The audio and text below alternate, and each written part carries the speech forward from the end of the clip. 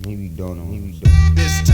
One of the reasons why history is important is because it's being made in India right now, and me and way more people than me, my friends, are doing it. Power. This time to build power. This time to build power. This time to build power.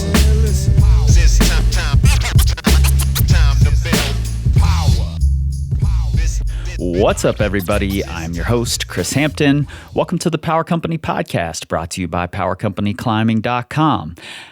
Maybe I should say welcome back for this episode, and it's good to be back. I'm not going to dilly-dally here because I know you want to get into this thing, but I just want to let you know that while we've been on break over here, the Patron Podcast has not. That crew has been getting board meetings every month. I think they've got over 40 of them now. And going forward, we'll be putting out 2 episodes per month here on our regular feed and 2 episodes per month just for the patrons. By becoming a patron for as little as $3 a month, you're helping to keep this thing sponsor-free. You're helping me to continue doing these interviews in person.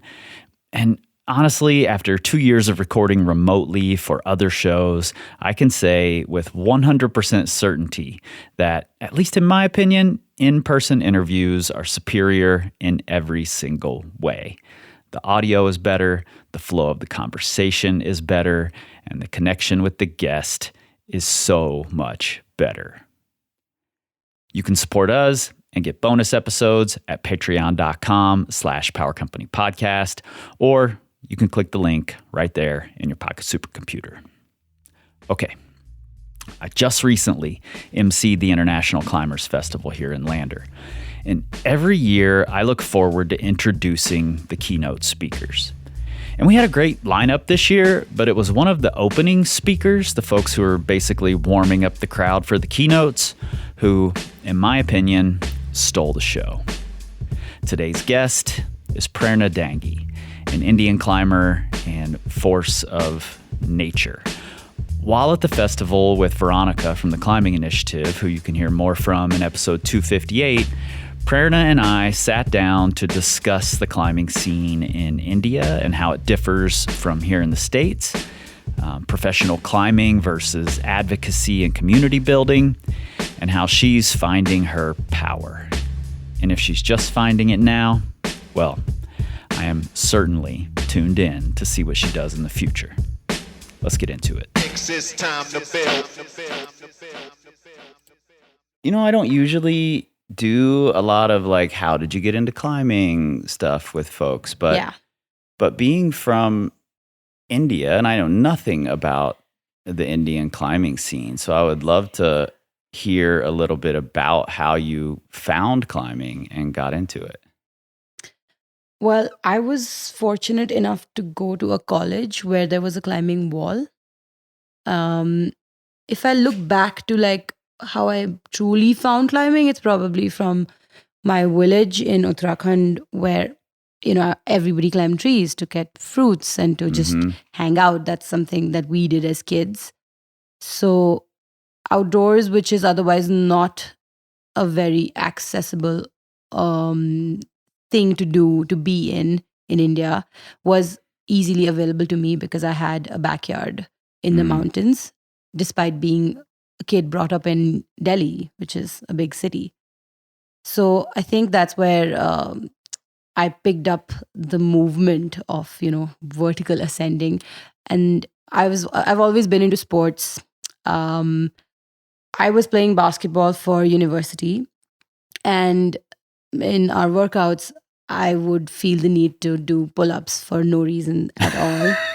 And I think I was really looking for something that challenged me physically more than the conventional sports that I had been playing. And I had also been playing a lot of team sports.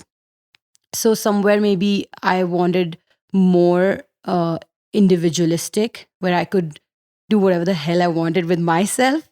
And when it was the classic, saw a climbing wall, fell in love at first sight kind of a thing, never looked back. Like, it was also because it was such a great combination of just, strength and flexibility and make it look good, graceful. Right. And I really like that. I mean, of course, when my first climb, I was good at it. And, initially you like to do things that you're good at. Of course. But then I had like this years and years of plateau, which taught me a lot more about climbing.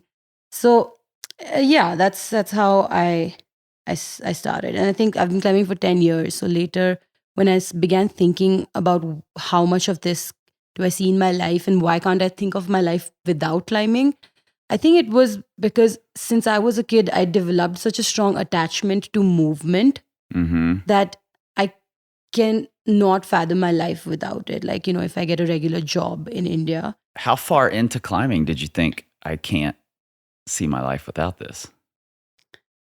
Well, I think my first year of climbing, but I was just out of college. I found climbing in college, and then I was, it was like something that I saw myself doing till I got really old as well. But you looked directly at me when you said getting old. Now, a question for you though: how do you go and what was the first experience like going from college wall to actually taking it outside? Was there a mentor that did that for you? Was it something you figured out on your own? I figured that out on my own pretty much.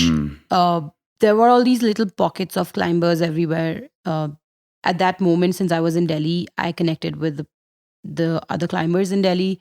There was another outdoor wall by the IMF, which is our apex mountaineering body, that happens to have a wall that they don't care a lot about. But that place really brought together a community for Delhi climbers. And, that's where more experienced climbers played.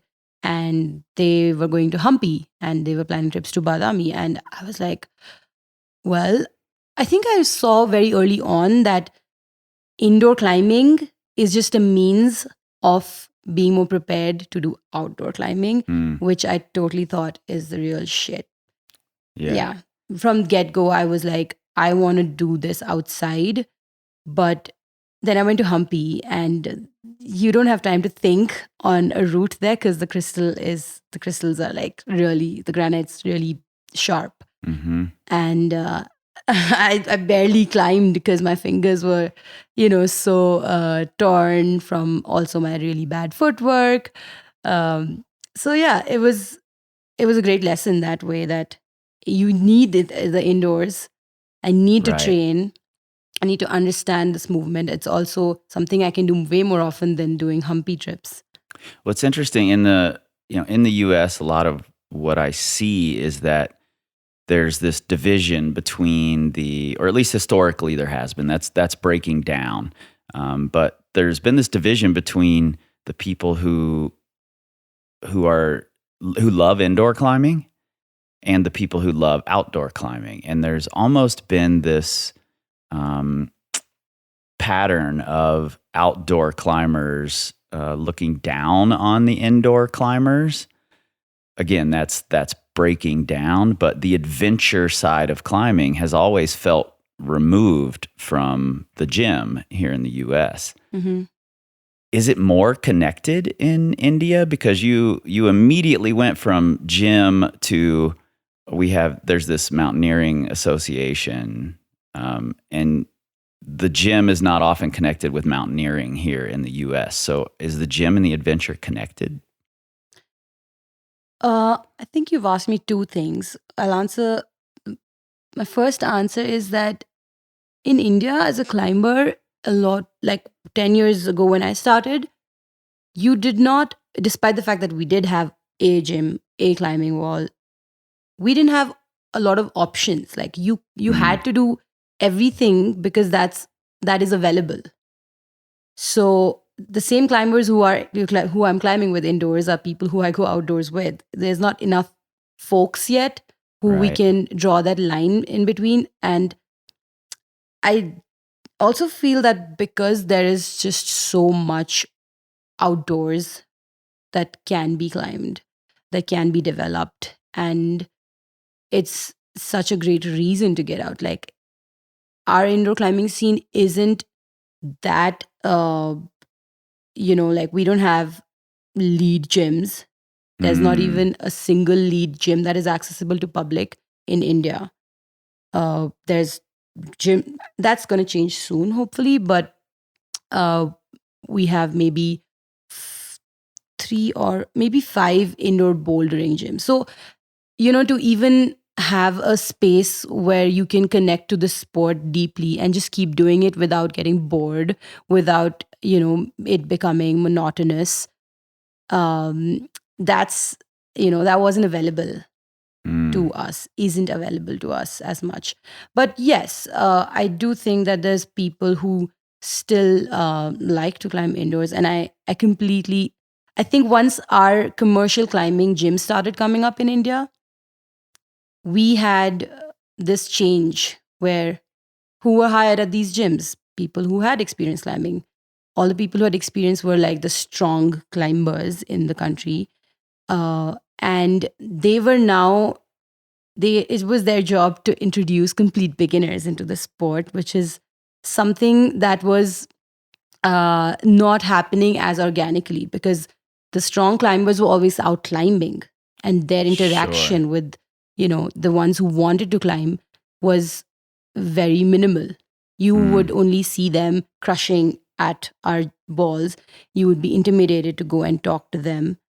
You'd probably not get on something that they were trying, So I think that has changed the space to be way more welcoming. And because we can't run a gym with just the 20 strong climbers in the country, right? Right.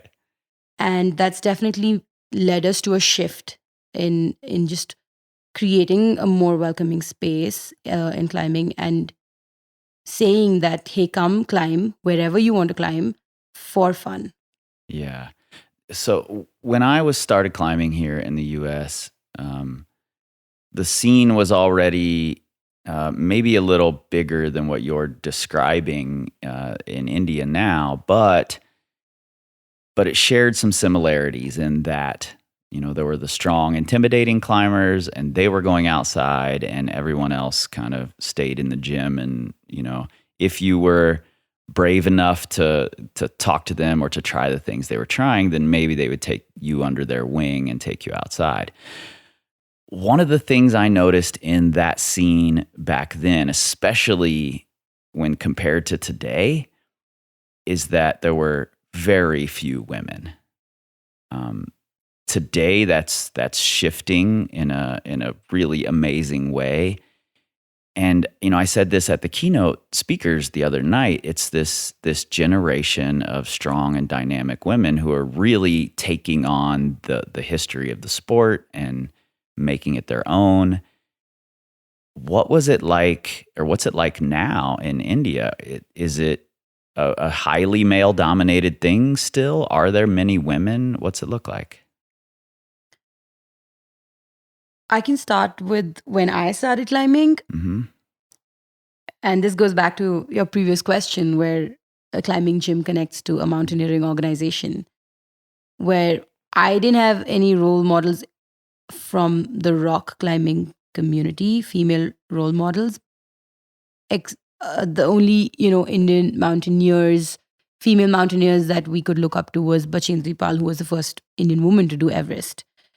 Right. So that, I think, reflects on how heavy the culture of mountaineering has been for India, and how that is what climbing in India means and meant for a very long time. And rock climbing has, which started more in the 90s, has had its own, I would say, upbringing. And that has been fueled by local leaders, unlike mountaineering, where a lot that was done was by Western climbers. So even as we do mountaineering in our country, there's a lot of Western legacy that we carry, the mountains' histories carry.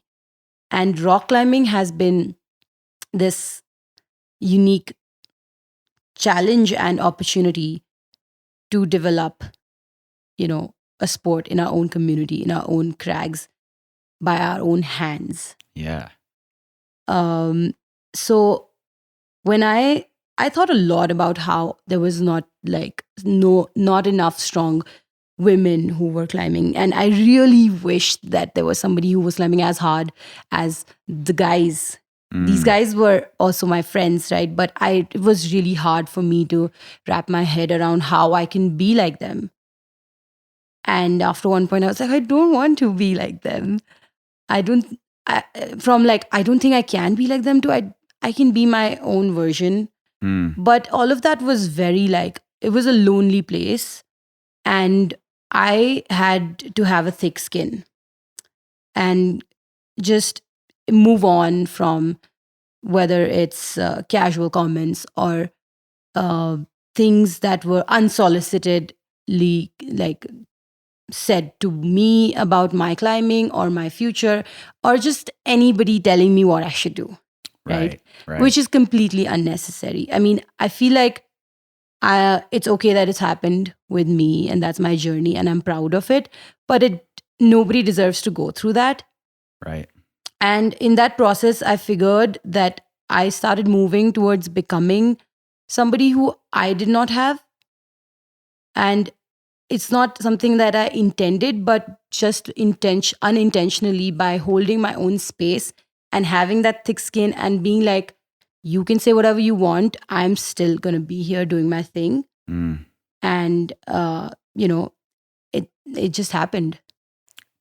I love that. I want to dig into so many parts of that. But first, I want to know, you said it wasn't intentional, but now you're obviously cognizant of it. You understand that you're in that position. Do you feel pressure being in that position? I do. I think it comes in the way of me being my own person, and then me having to be somebody for someone else.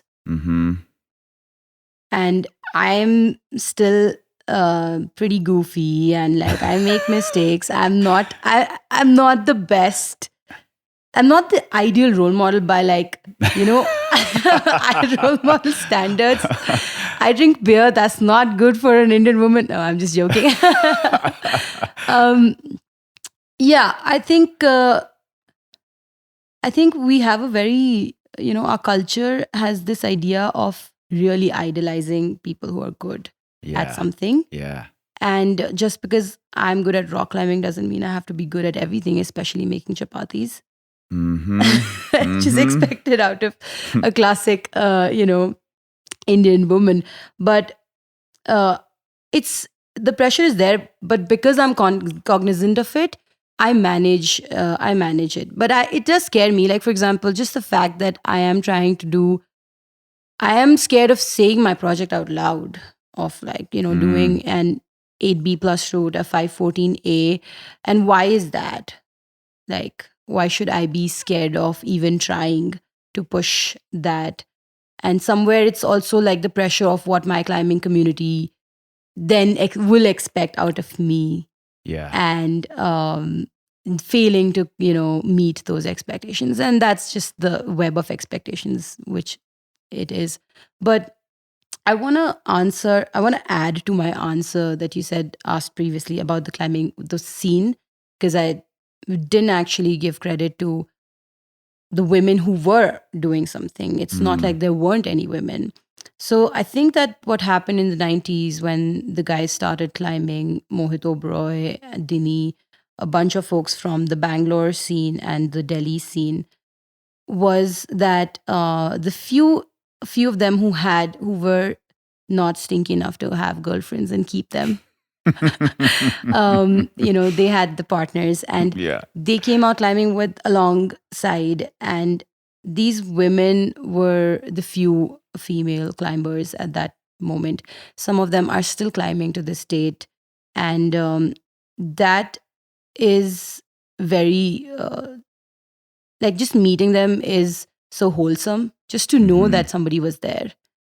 And I think there was a big gap after the 90s where the rock revolution sort of started happening in India, where a generation kind of got more caught up with the comp climbing scene. I think that's when the boom in the US was also happening. So, in India, it must have been like, what's the next big thing? Mm-hmm. And we started having competitions. And somewhere along the line, like, I think there were fewer people going outdoors. There were more people doing indoor climbing. Why? Because you probably could do something from getting a medal. You could show it somewhere, get a job. Sure. Because recreational climbing was still a very privileged thing. Yeah. Or it was something that you did because it, defined you. And these were individuals who were extremely passionate about it, but still making a life around climbing was wasn't heard of. So, I think the 2000s was when we had some strong female rock climbers. I know of them only because I was also a comp climber when I started, because everybody was doing it. When we didn't have options, like I said earlier, we just did what everyone was doing, and Sure. when the opportunity arose to go outdoor climbing, we did that. If there was a comp happening in Delhi, you just did it. My first comp, I fell from like the third lip because I just learned how to put a draw in and clip the rope. But that's fine, So That's one of the things that when I first became aware of you, we chatted on Instagram briefly a year ago or something, and I was looking through your Instagram and I'm like, wow, this woman does everything, every style of climbing possible. You're doing it all the way from comps to big mountain style climbing. And I feel like in the US, people tend to choose one and be defined by that thing. I am a boulder. I am a sport climber. I am a crack climber, whatever it is. It's interesting to hear that you didn't do that because there weren't that many options. If you're a boulder, how much do you have to do? That's what it sounds like you're saying. How important was it for you, and how much did you look toward those women who were there and doing it before you? I did not find them until much later, because that's the time when the community wasn't so connected. Like, talking about Got climbing it. wasn't a big thing. And I only met, like, if I Google women climbing in India, I wouldn't probably find a lot of things. But so it's a good thing too, because I got to actually see them. I got to compete with them, Shanti and Suma. And that was that was a cool way to meet somebody who'd been doing this from before you. And there's something I want to say. Mountaineering, yeah. I think the reason why my approach to climbing was just different is also because I started as a mountaineer oriented climber. I wanted to do mountaineering, and then I broke it down to rock climbing, and I was like, okay, I need to excel in all these things. And because at this point I'm in college and I have to train, and the idea of training, understanding all of that meant that I do whatever I can when somebody's taking me. And if there's somebody who's better than me at any of these disciplines, I will like try to gain from them. Mm-hmm. So I was training indoors at the walls. And when the opportunity arose, I was bouldering outside.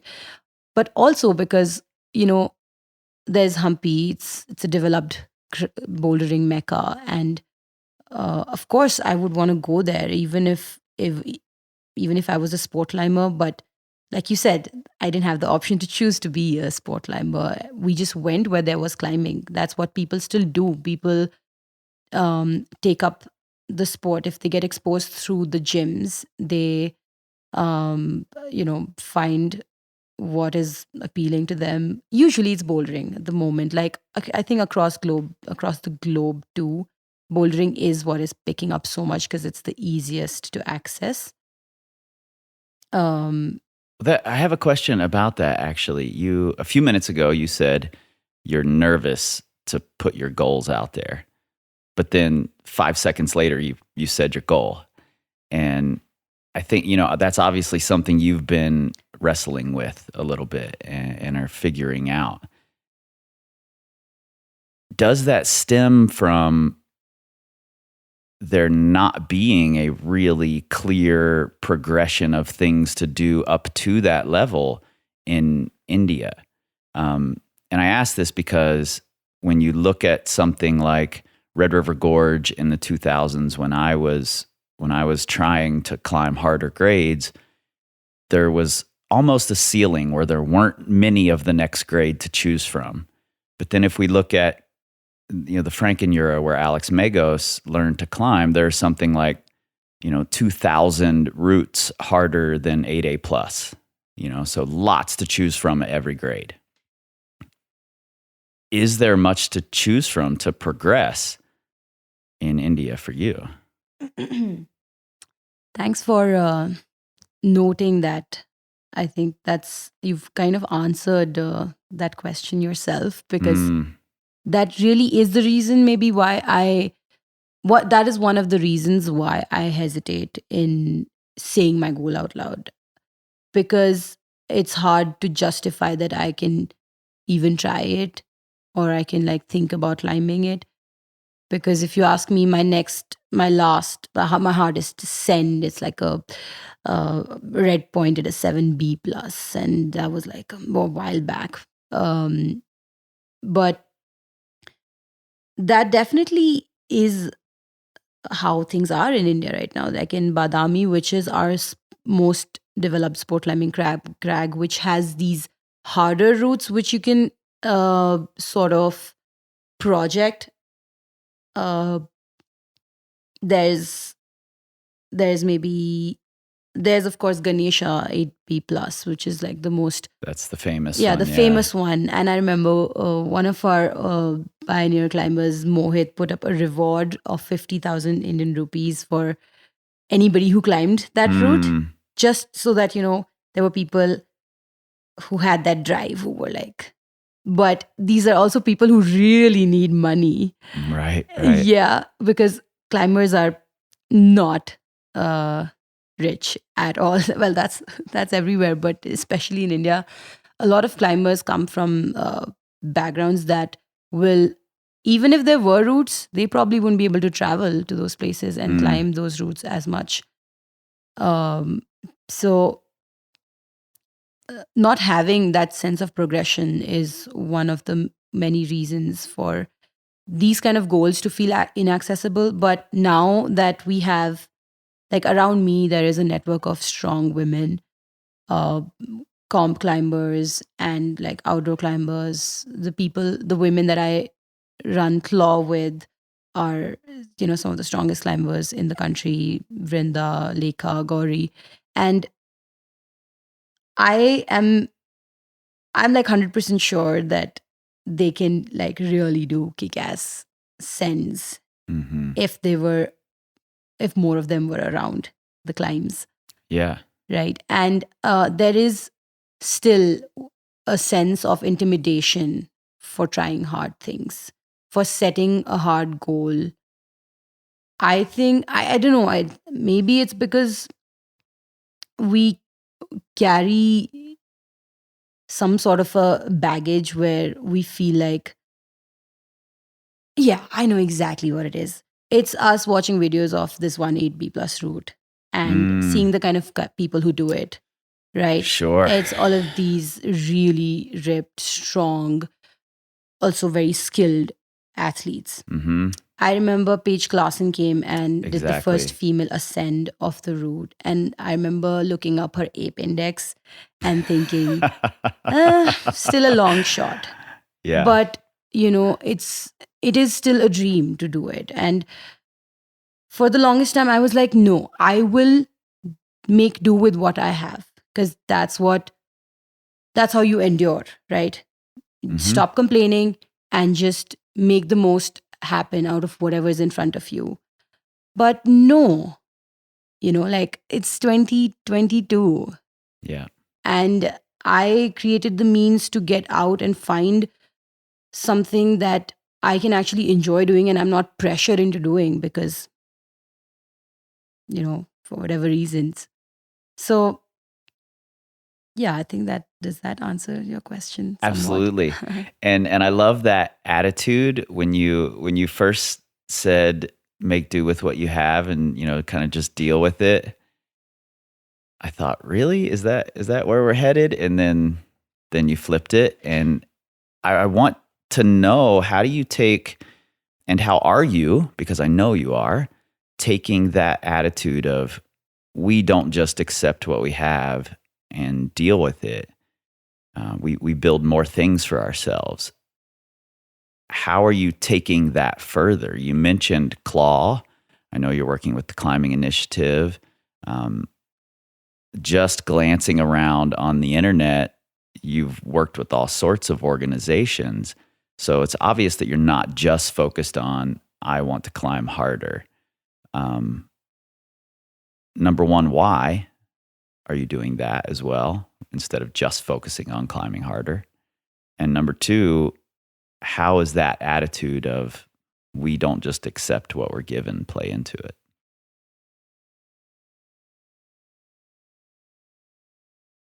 I feel like I'm only asking you double questions here. Yeah. Can you repeat the first one again? Yeah. So number one, how are you and why are you not just focused on climbing harder? Why is it important to you to work with these organizations also? Because there is a need for it. And because the only way to grow climbing means pushing these things, pushing the agenda outside of just climbing hard. And when I was starting out and trying to get better at things, I saw a lot of these gaps. I learned a lot from that journey. And I think that I can, fill up those gaps in whatever capacity. If I can do that, then I will try. I also, it's a small community. And the good thing about that is that you know everyone. So maybe because I was also speaking and like sharing my adventures and as I was doing them, I managed to connect with like other folks who were doing the same things. And wherever I saw that there were people working towards a community, I haven't like played a role in all of them. Obviously, I'm not the godmother of climbing in India at all. I'm the wicked aunt. No, I'm not. Please don't put this in. I'm not that old to be an aunt. Can we just call this episode The Wicked Aunt? No, I'm just 29. I'm not an auntie yet. Well, when I started, I was used to being the youngest everywhere. Yeah. That was because I was like 21. And I'd, find all my, let's say, aged mentors, older mentors. But suddenly I'm like not the youngest one anymore. And that really is something I think about. But coming back to the point, I think that there was just such a need to build community. But it's also something that I couldn't do alone. And there were places where India is super diverse. I can't go to Bangalore and create community. I'm from Delhi. So I did what I could around where I was. Mm-hmm. And when somebody needed help, then I offered it. But well, you say I can't go there and create community, so I'm doing it here. But here you are in the US. I just watched you get on stage and have a whole room full of people in the palm of your hand. So I think you can. And I think you are going other places and creating communities and building it what it is you want to see. Mm-hmm. I think it's really powerful to watch. And it occurs to me that while there were other women when you began, and I'm sure those women were doing amazing things, there are always going to be people who are selfishly focused on their own climbing. And that, for some people, that's totally fine. There are other people, however, who, while they want to improve their own climbing, they also want to, and you said this in the very first sentence of your answer, you said to grow climbing, not to grow climbing for myself, not to grow me as a climber, but to grow climbing. I think that's the real important thread here, is that while you may not yet be the wicked aunt of climbing in India, that's what it looks like you are forming into, this person who wants to build this much bigger thing. Yeah, I think now that I think about it, maybe at some point I must have, asked myself, oh, we don't have like enough routes. Like, say, I want to climb something hard in India, but there's not a lot of routes. If I want to get people to bolt some more routes, I don't know how to bolt. So I need to find somebody who can teach me how to bolt. But then I also need to be strong. So I need somebody who can teach me how to be stronger, how to be more skilled. And in that process is community building, where we are just working together and exchanging skills. And because somebody did that for me, I feel that needs to be done. It was really just filling up gaps, like all the things that we like I didn't have, and there was scope to create that. We did that. And one of the biggest things that I didn't have was female friendships in climbing, apart from my one good friend Vrinda, who I trained with the most in Delhi. And we still to this date do it, but just until the Boulder Box climbing gym, which she founded in in Delhi, which is which is the best space to practice climbing in India. Until that gym opened, we were still the only two women in Delhi who were like training and going outdoors climbing on our own. Wow. Otherwise, and this was also happening independently somewhere in Bangalore, maybe, Sure. and other places. But a lot of the culture was still the same as the 90s, where what I saw was that the women were being taken out by their friends. And for me, who really wanted to, one of my life goals is to climb in the Himalayas, to put up alpine routes in the Himalayas. That means that my sense of independence was very strong from the beginning. And I really wanted to learn how to do things on my own. And when I started doing that, that's when I was no longer letting people tell me what to do. And I think that it was so strong and powerful, that feeling, that I wanted other women to have it. So, just like, I can't explain it exactly, but that one trip, which is catalytic for also Claw, where me and Vrinda went to Badami in 2018, which is when I did my hardest sport route, and looked at my other project in 8A route that I was going to come to. We were an anomaly. You wouldn't see that. It's not like something I want you to applaud, but we felt that just by holding that space and doing that without having to like talk about it, it was important. It was important for us. It was important for anybody else who came climbing to see that, oh, there's two women who've come climbing on their own. They know how to do their shit. And I really wanted to amplify that. And I think that's one of the reasons why Claw holds such a special heart, because such a special place in our hearts, because we want to empower women to be doing this, but on their own, especially on their own, and then make whatever you would like out of it. Yeah. I think that comes across immediately when you start talking. I watched it happen on stage the other night. I'm watching it happen right now. There doesn't seem to be, and this is sort of what have been fishing for. Like, is there a division for you between your climbing and all of this other work that you're doing? And I don't think there is. And I think that's what makes it so powerful and real, is that you just see it all as one big thing. I want to climb hard too, but I also want everybody else to have these opportunities to climb hard and these options to choose from. And I want them to see a woman doing these things on her own so that they know they can do it on their own as well. I think that's, admirable is not even a strong enough word for the attitude that's behind it. It feels like punk rock to me. That's what it feels like. And I fucking love seeing it. You're sitting here in a Climbing Initiative shirt. So I'm curious, what are the challenges that you're seeing in your community that organizations like the Climbing Initiative can help with?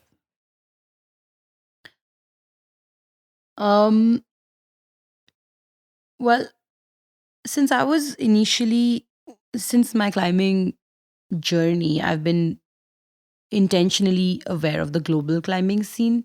Mm-hmm. And, some of the gaps that I saw in why climbing isn't a big sport. Well, one of the reasons is because we're a young community of climbers. Mm-hmm. We've started doing the sport much later, right? And so we don't have a big market where brands can exist, where brands can give sponsorships, where there can be athletes who can flourish.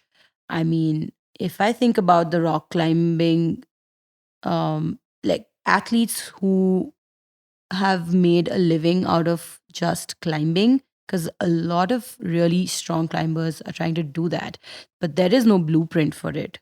Mm-hmm. And it is very difficult to access this global network, which plays so heavily in front of us all the time. Because I have also grown looking at the magazines and the covers and reading articles about the athletes that are my heroes. But I was like, how do we bring that for us? How do we create that for us in India? And it's really difficult because you need to be in on the scene. And for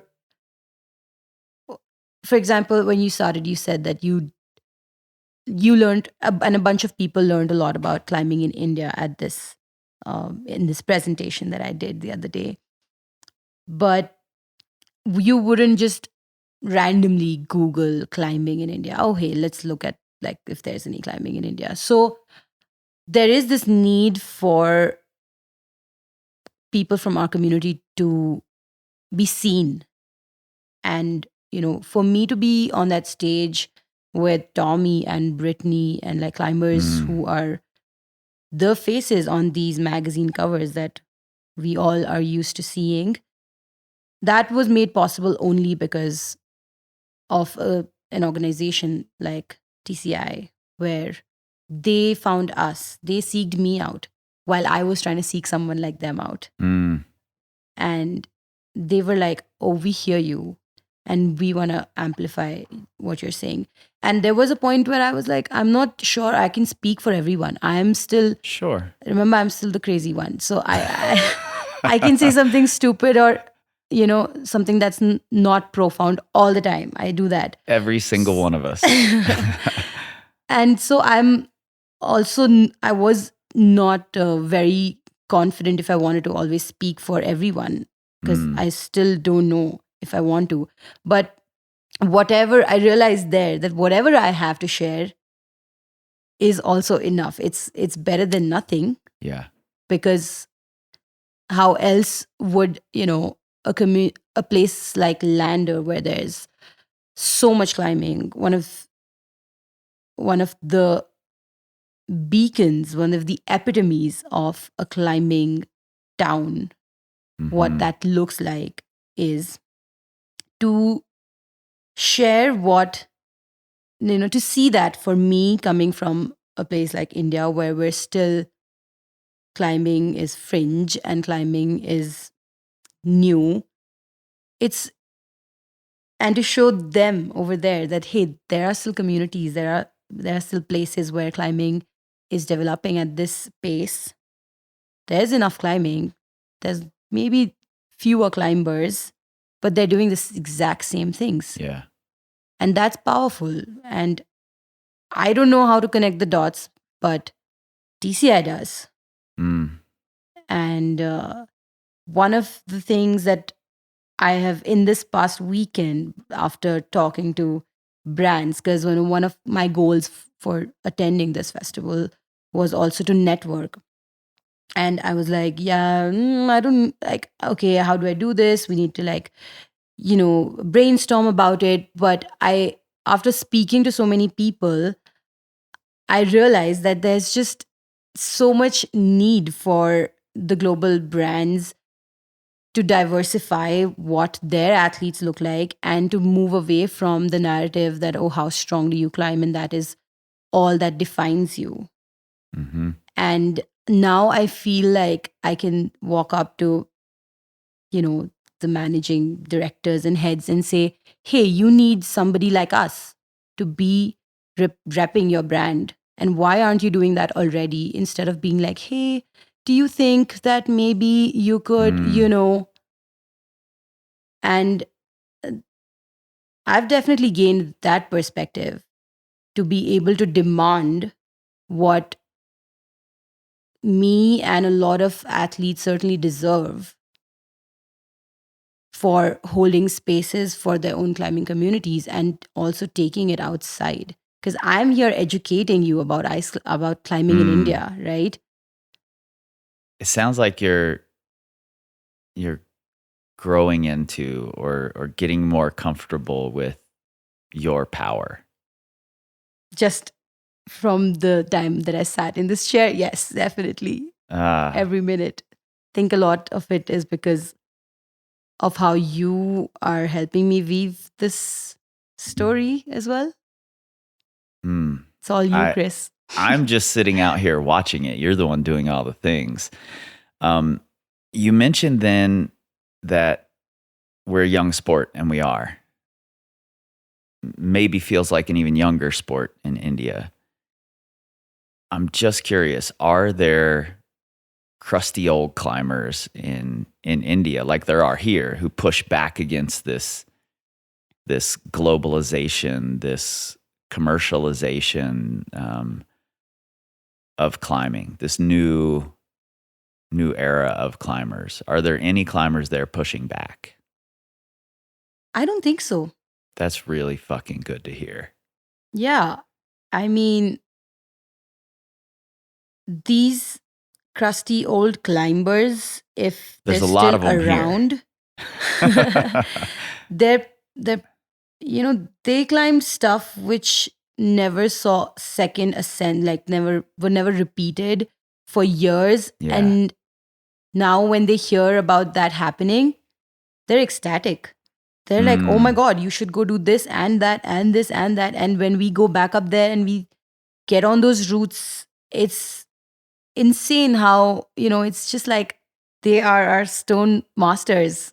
And we're just like, oh my gosh, what were they thinking doing this back then with, the kind of equipment like my home crag, which is in Thoj around Delhi, is one of the initially established trad climbing crags. It's like the gunks, but super sandbagged, even more sandbagged. And these, like, I've climbed with the guy who wrote the guidebook, Mohit Oberoi, and he would tell us about stories. That's the good thing about climbing with the old crusty climbers. Although Mohit is not old and crusty, he won't like that. He's still pretty out and about.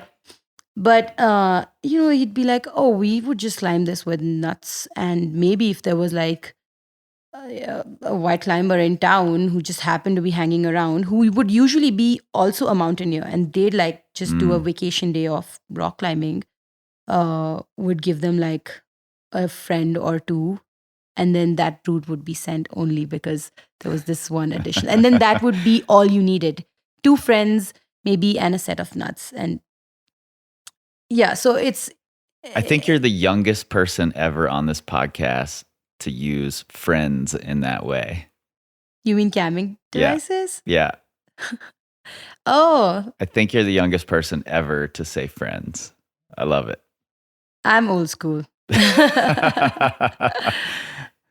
No, can we talk about your climbing a little bit?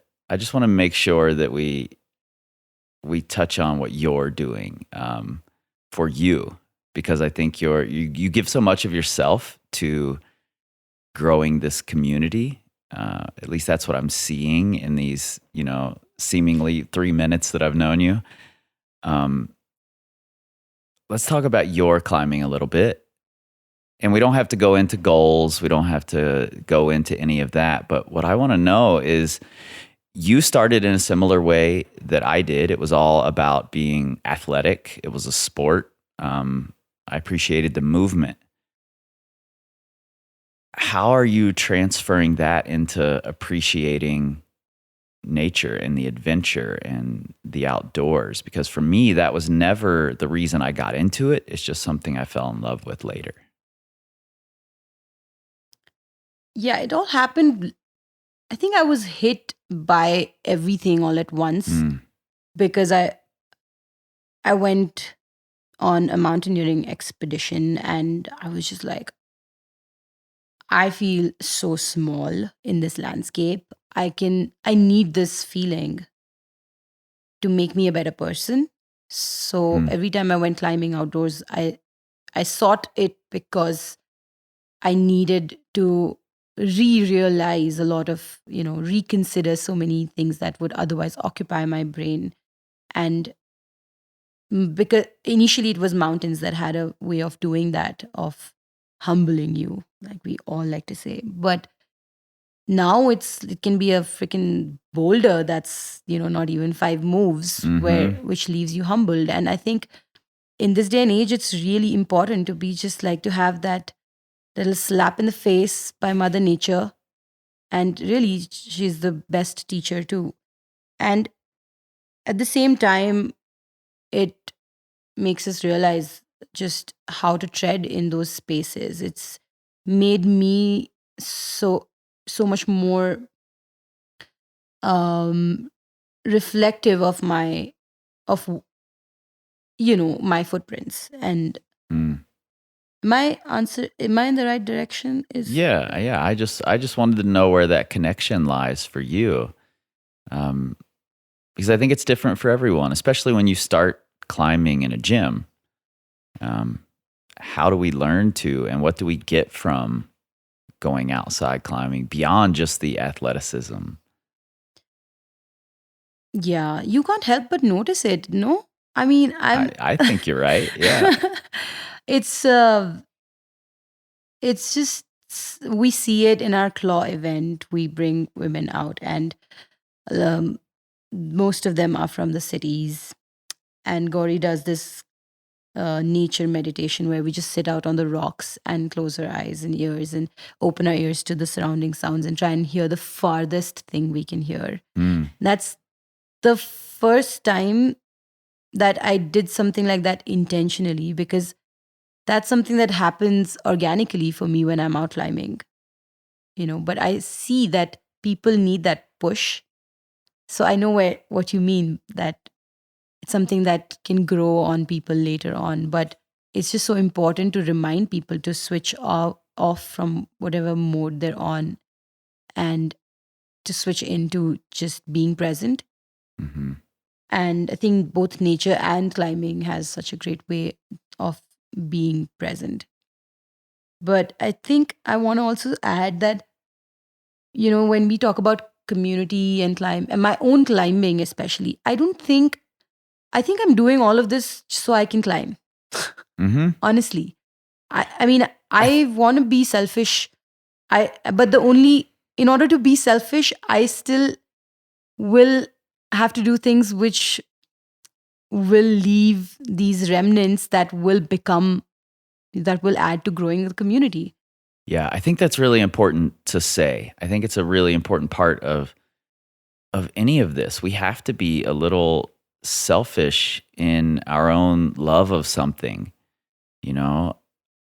Otherwise, it's going to be this labored thing that's going to lead to burnout. Mm-hmm.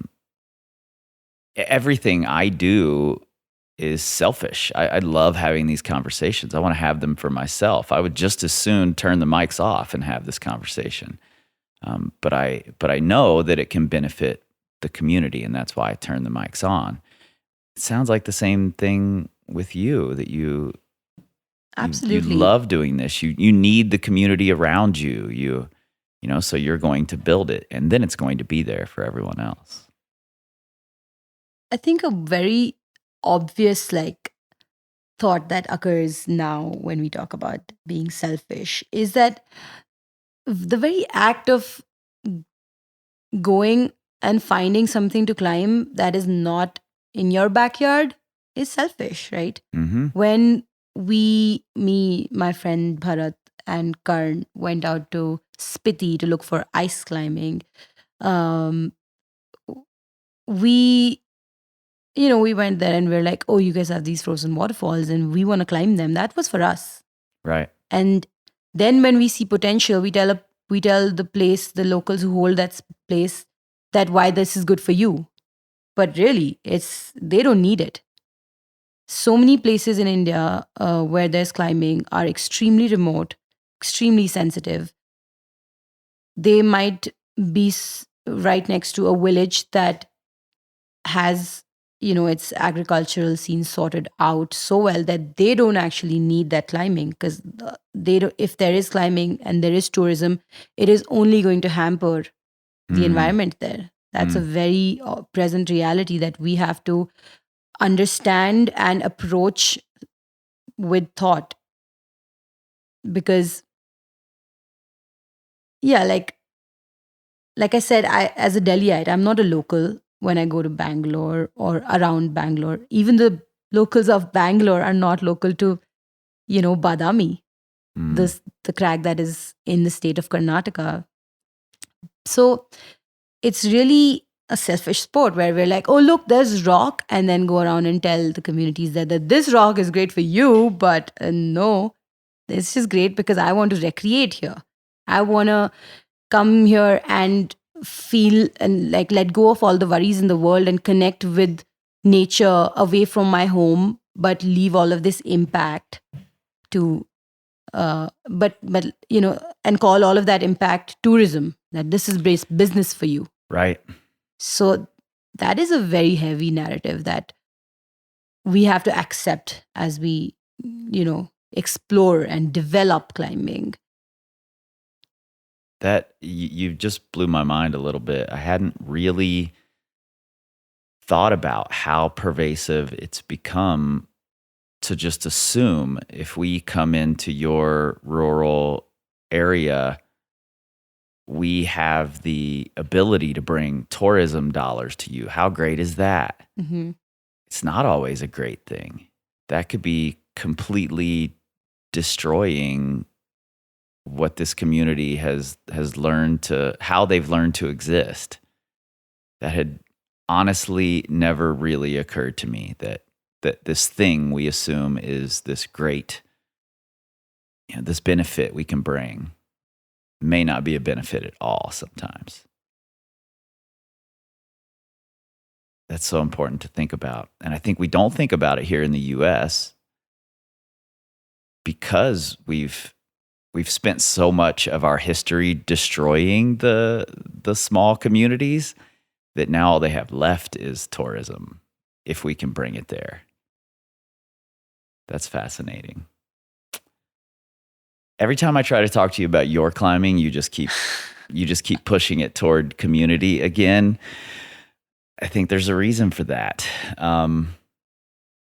Talk to me about your trip here a little bit and what you've seen that's different beyond just the fact that there are more routes to choose from, about the climbing scene here in the US versus the climbing scene in India.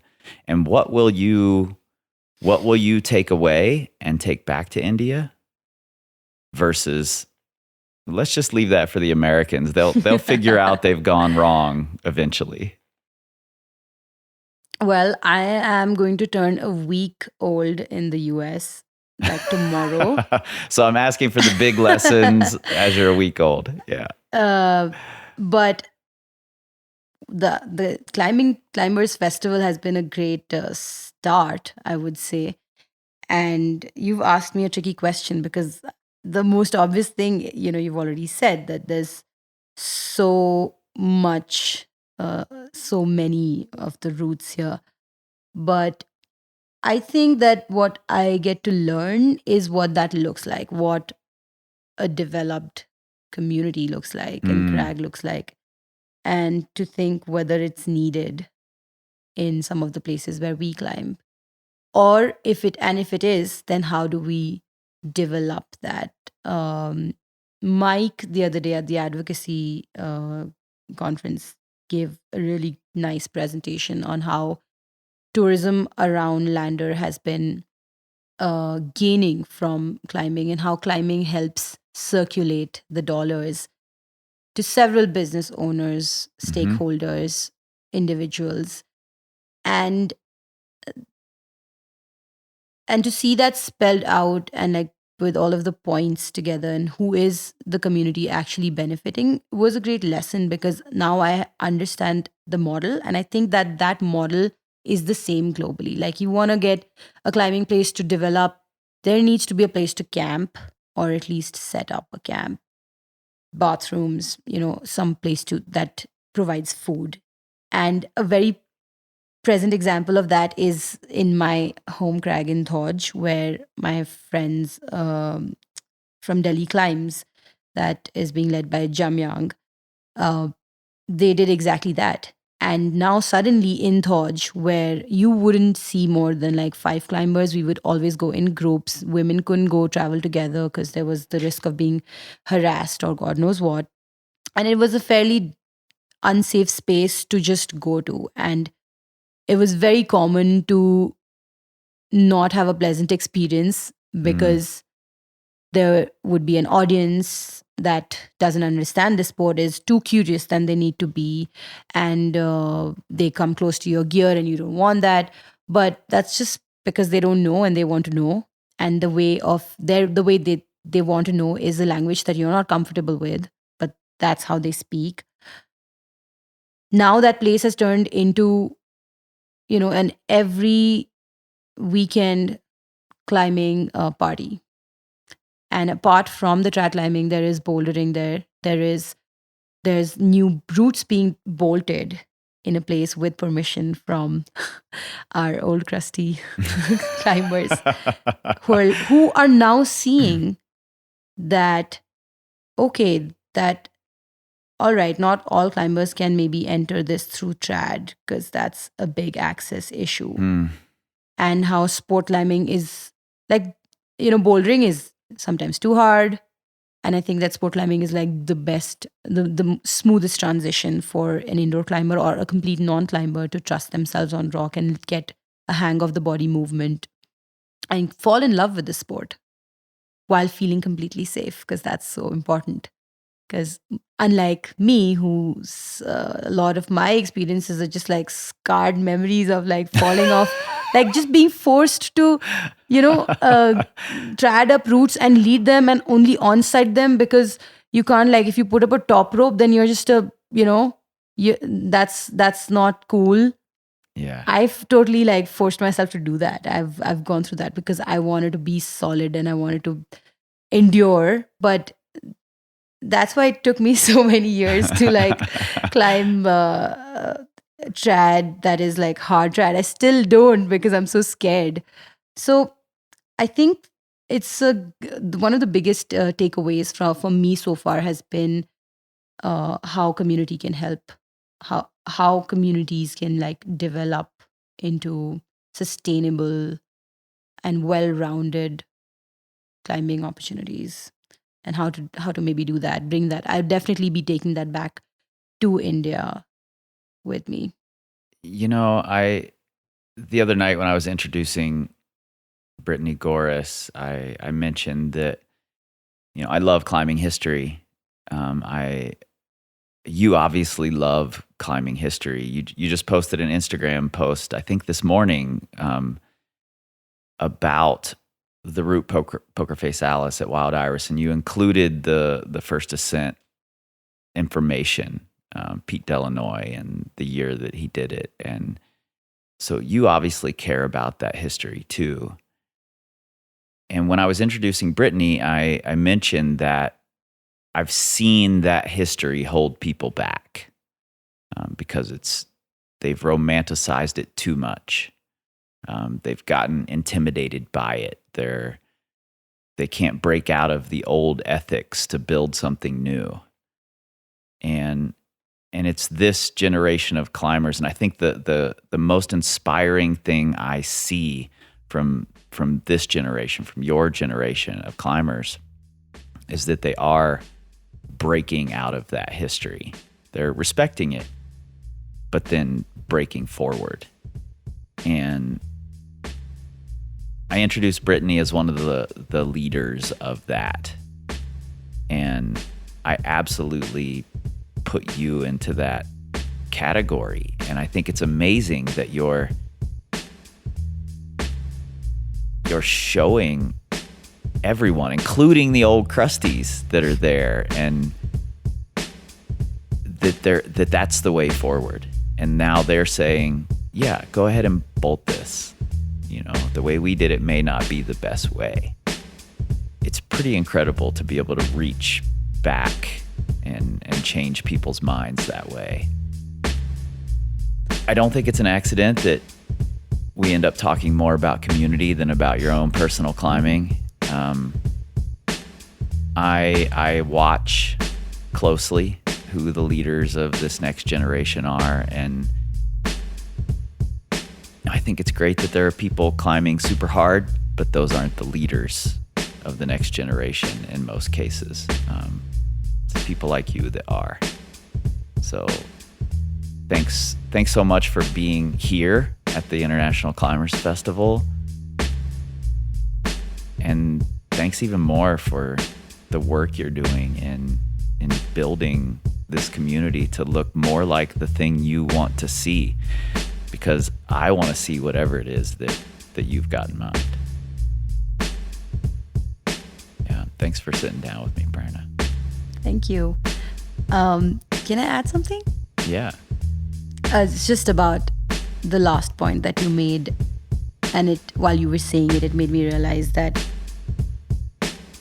one of the reasons why history is important is because it's being made in India right now, and me and way more people than me, my friends, are doing it, and I see that, and I see the value of why that needs to be remembered, because it makes you see climbing for more than just the hard climb that it is. It makes you want to see it for all of the times that it's been done and what the vision could have been for the first person who did it.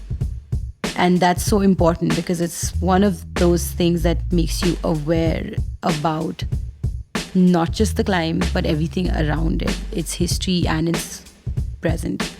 So my friend Dylan, who's been developing a lot of the routes in Sethan, the granite place with the shitty landings, remember?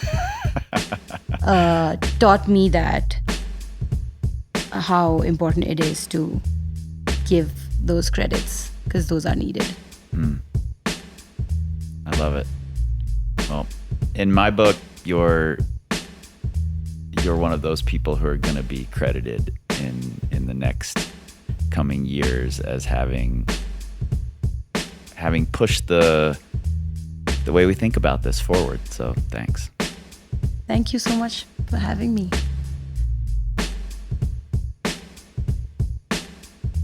Thanks to both Prerna and Veronica from the Climbing Initiative for making this thing happen. Honestly, it gives me hope for this community that there are women like these two leading the way. Links for getting in touch with Prerna and the Climbing Initiative are right there in the show notes in your pocket supercomputers. If you'll be in the Red River Gorge this October, Prerna will be there and will likely be partner hunting, so hit her up on Instagram. The Power Company Podcast is brought to you by Power Company Climbing. You can learn, grow, and excel with us at powercompanyclimbing.com, where you'll find links to the Power Company Climbing Academy and the Knowledge and Community Hub. We hope you'll join us. We're on Instagram, Facebook, and YouTube at Power Company Climbing, but not Twitter, because we don't tweet. We scream like eagles. Maybe don't know. This time, this time, this time, this time, this time, this time, this time, this time, this time, this time, power, this time to build power, this time to build power, this time to build power. This time to build power. This time to build power. This time to build power. This time to build power. This time to build power. This time to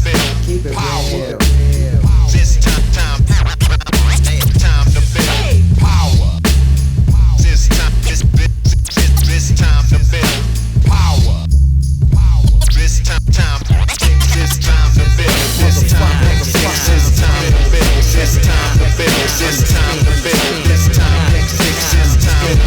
This time to build, this time to build, this time. Cause Jah is the sinister character. I feel like the mic has a way of like giving me like this weird vision where I was completely zoned in. Or maybe, and it's also you. That's good. You That's definitely bring out like That's how it should be. a lot more than, what the person's probably thinking that they have in them. Thanks, Kris. That was a really comfortable conversation. Like, Audio.